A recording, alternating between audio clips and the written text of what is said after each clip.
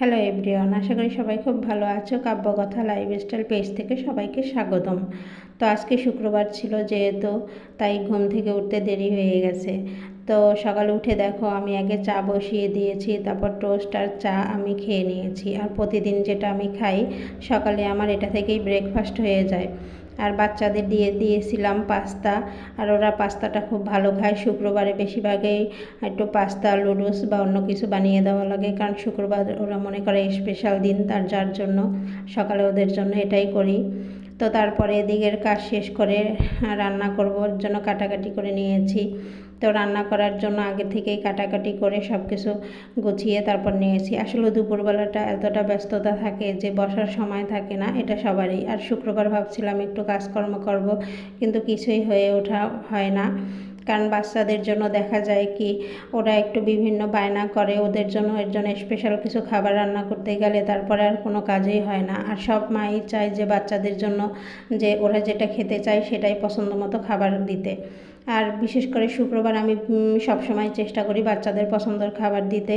তা ওরা গিলা কলিজা ভুনা খেতে খুব পছন্দ করে, তাই চেষ্টা করলাম আজকে গিলা কলিজা ভুনা করার জন্য। তার সাথে ছিল কই মাছ। তো তোমরা কে কী রান্না করেছো সেটাও কমেন্ট করে জানাবে। আর যদি আমার মনে হয় যে কথা বলার ভিতরে ভুল ত্রুটি হচ্ছে, সেটা ক্ষমা করে দিবে, কারণ আমি এত ভালো কথা বলতে পারি না, তারপরে চেষ্টা করতেছি। আর সারাদিন কাজকর্ম, আর তার আগের দিন মনে করো আমরা সবাই একাদশী ছিলাম, যার কারণে সবাই ক্লান্ত।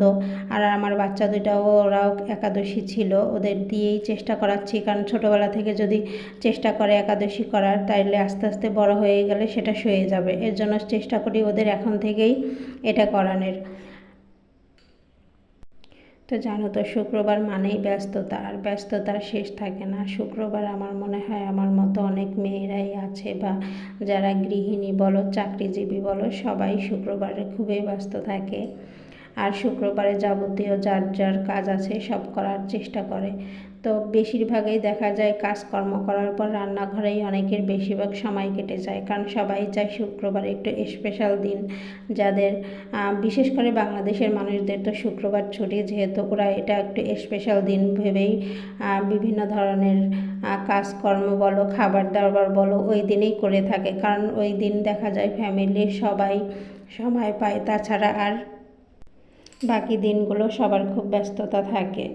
আর যেমন ইন্ডিয়ার মানুষদের হয়তো শুক্রবার তারা ছুটি থাকে না, তাদের হয়তো রবিবার থাকে, কিন্তু বাংলাদেশি আমাদের মতো যারা আছে এদের শুক্রবারেই ছুটি থাকে।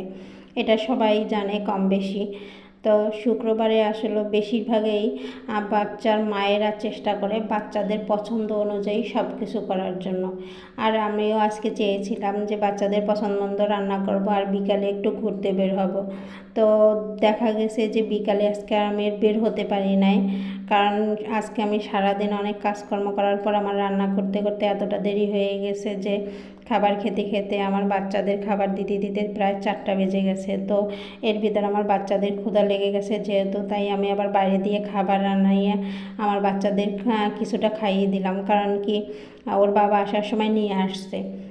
তো সেটা আর আমি ভিডিও করতে পারি নাই, কারণ কি তখন আমি ওদের খাবার দিয়ে আমি এদিকে ব্যস্ত ছিলাম, এর জন্য আর ওটা ভিডিও করে দেখাতে পারছি না। আর এখন আমি রান্নাঘরে যেটুকু সময় ছিলাম সেটুকু সময়ই খুবই ব্যস্ততার ভিতরে দিন কাটতেছে। আর আমার মতো আর কে কে আছে এরকম অবশ্যই কমেন্ট করে জানাবে। আর তোমরা যদি মনে হয় আমার ভিডিওগুলো তোমাদের ভালো লাগে, তাহলে অবশ্যই একটু কমেন্ট করবে, আর সবাই একটু সাপোর্ট করবে। আর যদি মনে হয় আমার কথার ভিতরে আবারও বলতেছি ভুল ত্রুটি হলে সবাই ক্ষমা করে দেবে।